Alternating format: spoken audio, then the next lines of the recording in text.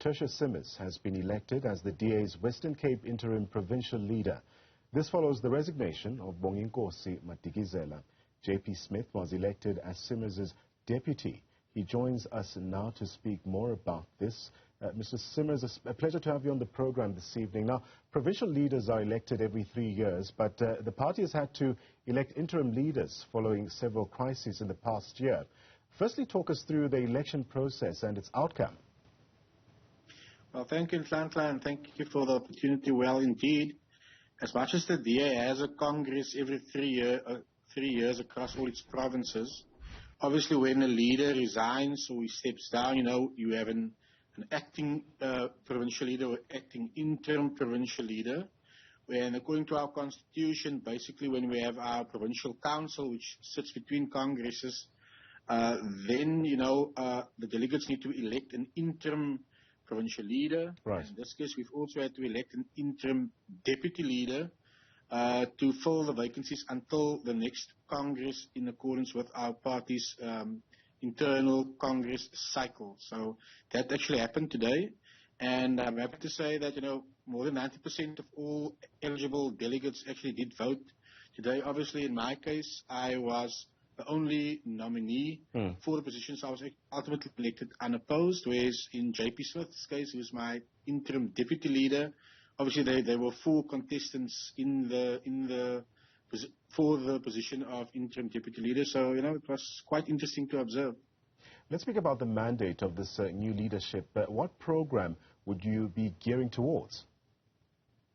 Well, in terms of the DA Western Cape, we will focus on going back to basics, noting that this is the only province where we govern, and we also govern majority of the municipalities in the Western Cape, including the only metro in the Western Cape. So our internal focus will be to focus on strengthening our structures as we now focus towards election 2024, which is an historical and crucial elections for the Democratic Alliance, not only in the Western Cape, but also nationally. And also it is to continue on the momentum which we gained in the local government elections of 2021. But all of this is done with a clear objective as a Democratic Alliance Western Cape will at all times put our broader voter base, but also all of our communities at the center of what we do. Because as a party that believes in governance excellence, we now wish to accelerate that delivery of excellence as we head towards the national and provincial elections of 2024. Now, in April, you were officially elected the DA interim provincial leader following the resignation of Albert Fritz earlier this year.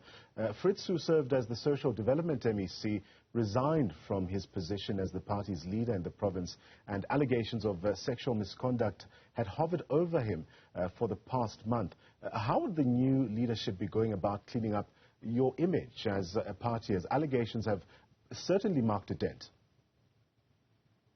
Well, indeed, in the Western Cape, and if you look at it from a governance perspective, the way that our Premier dealt with the matter was effectively and efficiently. We have then ultimately proceeded as the party, and I now lead that as a party in the Western Cape, to ensure that where we have noted and received further reports possibly of any allegations against any of our members, that we act in accordance with our disciplinary processes, but also that we can reaffirm to the broader electorate of the Western Cape that where other parties tend to pay lip service to gender-based violence and all other forms of violence against women, that we actually act in accordance with the rule and the processes of law. And hence, that is why our image moving forward can reaffirm that what we say and what we do are one and the same thing. Now, earlier this week, the DA also welcomed 2 new members from the Patriotic Alliance. That's from the Mazikama municipality. Please explain these developments a bit further for us. Well, indeed, last week, there was a bit of a tiff between the Patriotic Alliance leadership and the DA, in this case, DA Western Cape, which directly involved me for alleged utterances which were erroneously contributed to me by the local media, which led to them withdrawing from the 2 coalitions which we had with them in the Western Cape, and deciding to work, obviously, in the one district in the Western Cape with the ANC.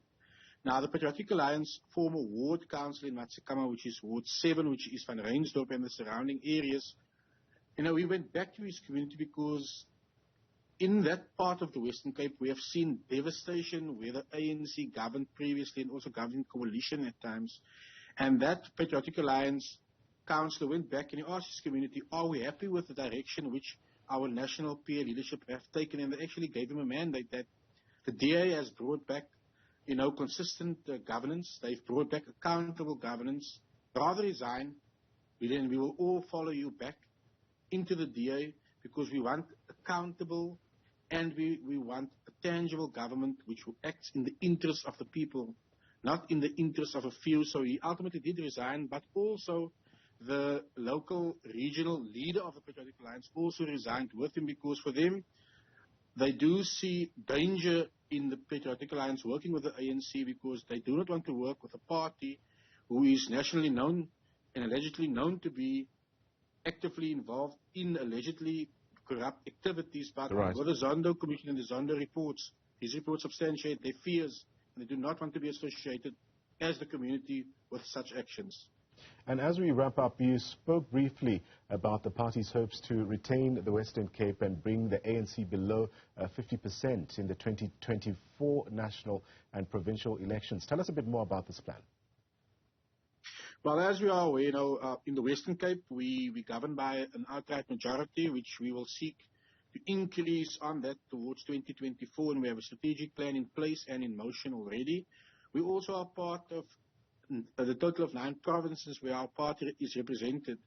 And our objective is to play a bigger role by increasing our voter support, but also ensuring that we assist other provinces where we can for them to execute their mandate in terms of the DA's objective of getting the ANC below 50%.